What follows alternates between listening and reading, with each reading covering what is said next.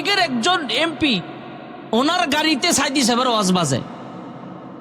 তাই উনি তখন তো আওয়ামী লীগ ক্ষমতায়, জিজ্ঞেস করলেন, স্যার আপনার গাড়িতে সাইদি সাহেবের ওয়াজ? আরে রাজনীতি একদিকে রাখো, ওনার ওয়াজ মজা লাগে। এমন ব্যক্তিত্ব ছিলেন আল্লামা দেলোয়ার হোসেন সাইদি রহমতুল্লাহ আলাইহি। ওনার একটা ছোট্ট কথা আপনাদেরকে শোনাই। উনি সংসদে ঢুকবেন, তা আমাদের সংসদে ঢুকার একটা নিয়ম ছিল, মাথা নিচু করে ঝুঁকা, রুকুর মতো একটু ঝুঁকা সংসদে ঢুকা। তো আল্লামা দেলোয়ার হোসেন সাইদি রহমতুল্লাহ আলাইহি উনি এইভাবে অন্যান্য সংসদ সদস্যদের মতো মাথা ঝুঁকায় ঢুকে নাই। উনি এইভাবে মাথা উঁচু করে একটু নিচু হয়ে পরে ঢুকছে, মাথা সোজা রাইখা। তো ওনাকে প্রশ্ন করা হয়েছে, সাইদি সাহেব আপনি এমপি সাহেব, সবাই যেভাবে ঢুকে, দেশের আইন যেভাবে, সেভাবে আমরা ঢুকবো?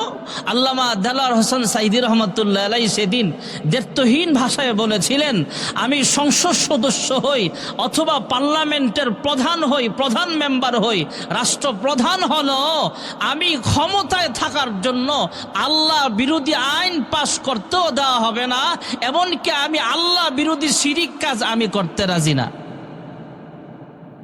এটাই তো আসলে আলেমের জবান থেকে তো এমন কথাই আমরা আশা করি। আমাদের গত 16 বছরে অনেক আলেম, মাজলুম আলেম জেলখানায় ছিলেন।